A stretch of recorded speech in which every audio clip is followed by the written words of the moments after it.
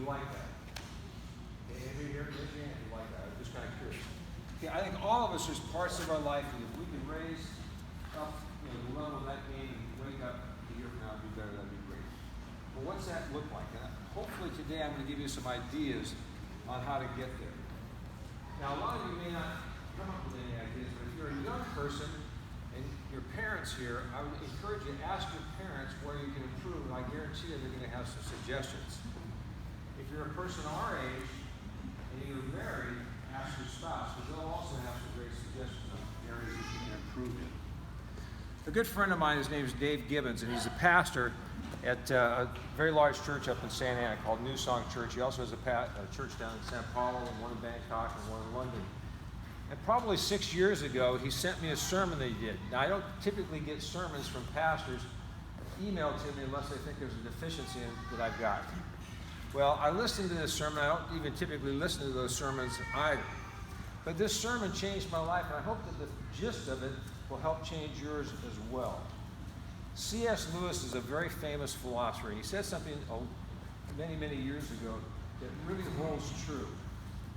You can't go back and change the beginning, but you can start today and change the ending. Now, a lot of us would like to go back and live our lives over, but you can't go back and change the beginning, but you can start today and change the ending. And that's what we're going to talk about, is how do I start today and change that ending. I want to explain what that sermon contained. And we'll call it 4 wise words, or 4 words of wisdom. And the sermon encouraged me and the other people that listened to it to pick 4 words that they would live by or try to focus on over the next year so that they can get better in those areas. Everybody pick different words. So you can pick words if you choose to do this. You can pick 4 words that are applicable to you, meaningful for you, what areas you want to get better in. They're probably going to be way different than the words I picked. My words were different than the words that Dave used. So you're each going to have different words, and you can change those words every year. I picked 4 words 6 years ago that are still the same 4 words I have today, because I haven't gotten better in them. Okay, I still have a lot of room to grow. And I write them on note cards, or I keep them on my computer so that they pop up every day and remind me of things that I need to focus on, areas I need to get better in.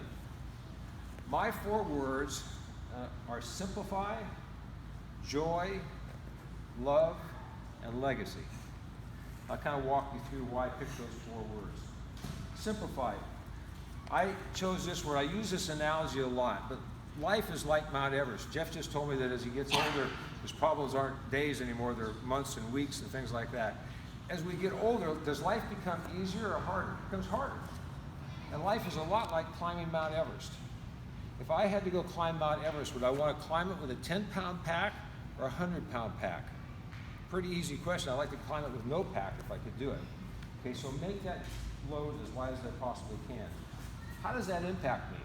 That impacts me as I look at things and I make buying decisions or decisions in my life.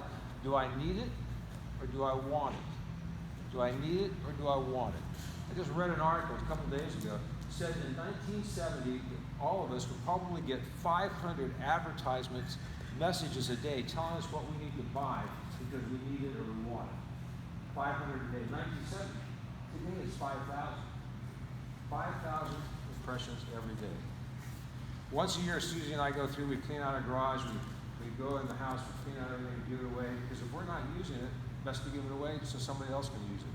But it impacts us as decisions. So simplify my life. How do I do that?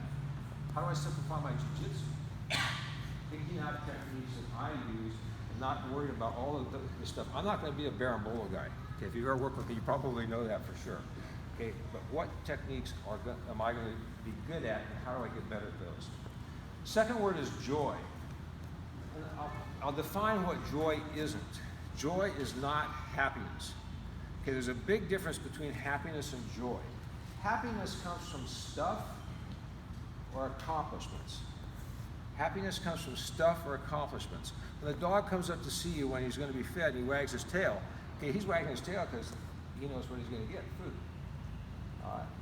Let me define joy. Joy isn't like happiness, which is based upon happenings or whether things are going well or not. No, joy remains even amidst suffering. Joy is not happiness. Joy is an emotion that's acquired by the anticipation, acquisition, or even the expectation of something great or wonderful. Joy is a permanent possession, while happiness is fleeting. Joy stays, happiness comes and goes. Love. Great definition. And I'm going to read part of this in the Bible because I fall short. But love is patient. Love is kind. Love is not jealous. Love does not brag and is not arrogant. Does not act unbecomingly. Does not seek its own. Is not provoked. Does not take into account a wrong suffered. And it goes on from there. But God asks us to love everybody. That means putting people at our level, not putting them below us. Okay, that's what it means. It doesn't mean I have to emotionally love them. It means where do I put them in life? I have a confession to make. I don't love everybody. If you've ever been in the car with me and some driver starts in front of me and they're going slow and doing the whoopie deal, okay, you can ask Susie. It's not a pretty picture in our car. I probably should have patience in there as well. But how do I truly have total respect and love for everybody? The last word is legacy. Legacy comes from a Latin word that called legare, and it typically means a will or an estate passing down, our wealth. But lately, legacy means a lot more. Politicians worry about what their legacy is going to be. Athletes worry about what theirs are. Even some movie stars. When I think about legacy, I think about, okay, what has God gifted me with? He's gifted all of us with lots of different talents and skills and things like that. How do we pass those on? How do we pass those on to our kids? How do we pass those on to our friends? How do we pass those on to other people? Anything that we can pass on is going to live long after we're dead. And that's really, really important. What words might you choose? Will you even choose some words? Do you really want to be better a year from now than you are today? Let me give you some examples of words that might work for you. How about family? Maybe you haven't focused on your family like you should.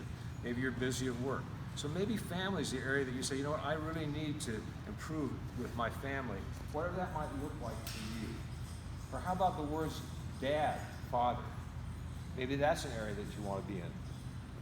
How about mom or mother? Or anger. Maybe anger is an issue. Or balance. Balance in your life. Is your life balanced? Maybe that's what you want to focus on. You might be spending, 40 hours a week here at Gracie Barra doing Jiu-Jitsu. I might offer that may be a bit too much. Okay, that might be a bit too much. So balance. If you're a student, how about the word study? Do you really study, or you just try, like I do, try to get by? Are you a student? How about the word read? Leaders are readers. Leaders are readers. So if you're reading, you're constantly improving yourself, and putting what you put in your head is what's going to be, you. So what are you reading? Maybe it's patience. Maybe you want to become a more patient person. Maybe you want to become a learner, and learner is the word that you want to choose. Or how about peace? A lot of us don't have peace in our life. How do we get that? If it's Jiu-Jitsu, I got 3 great words.